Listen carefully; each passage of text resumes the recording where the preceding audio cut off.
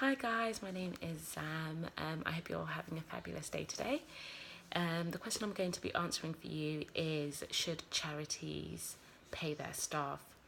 From a personal perspective, I do feel like yes. I do feel like if somebody's putting in time, if somebody's putting in effort, and they're adding value and expertise to your charity, then if you can by any means, definitely pay them for their work and for their services and their labour.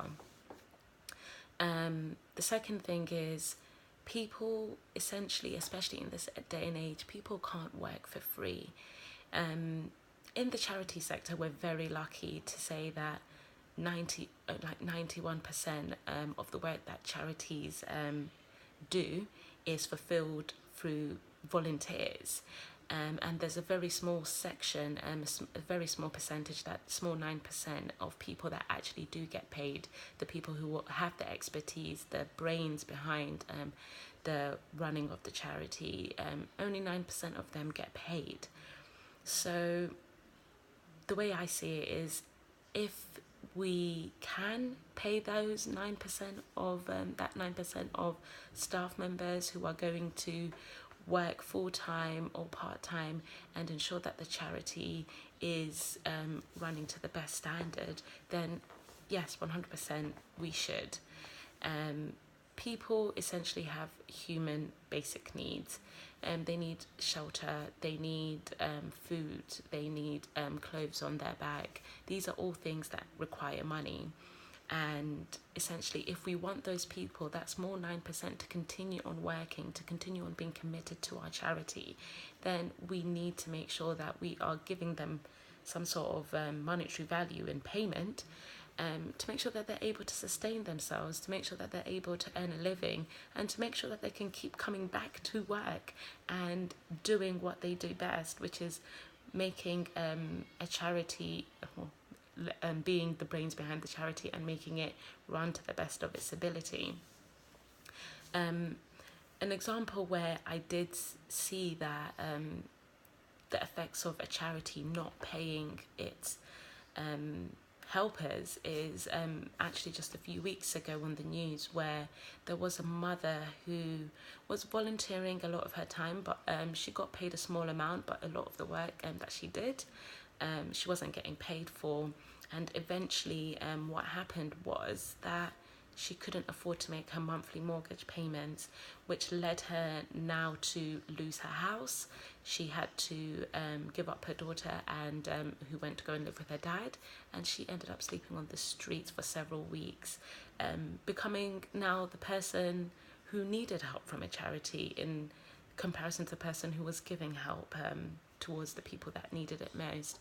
And this is just a prime example as to why that if, as charities, we are going to take somebody's time and take their time for a long period of time and gain their knowledge and gain everything that they have to offer, then we should be able to sustain them as well. It shouldn't be a case where a charity's mission is to empower those who are disadvantaged across the world, but we can't apply that same principle to the people that we work with. We need to also sustain the people around us in order for the charity to continue on growing and to continue on making the impact that we wanted to make. The last point, although I'm going over 4 minutes, is that we would want the charities to make sure that, although that they are paying their staff, that it's also very justified, especially for the senior management staff. A lot of backlash has occurred due to a lot of senior management and staff getting overpaid. Some, the mean average this year for a senior management staff to be paid was £255,000 for one person, which, considering that we are a charity, seems a bit much to be paying one individual. And the last thing that I would say when thinking about paying our staff who work in the charity sector is that to think about the type of people that we employ. Somebody that loves to give back to the community and wants to give back to the community, having a smaller wage to make a bigger impact would not affect them. They would be in the role for the right reasons.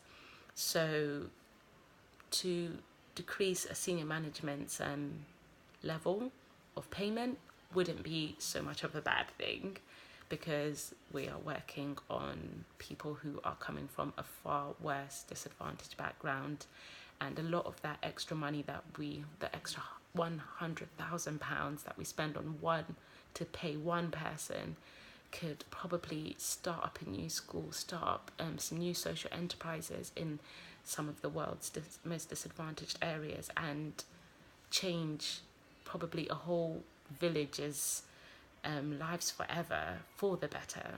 So yes, I would say overall, please, or sounding like I'm asking, but overall I would definitely say please do pay our staff in the charity sector. However, be mindful and make sure that whatever we are paying our staff is completely justified and is going towards the greater good.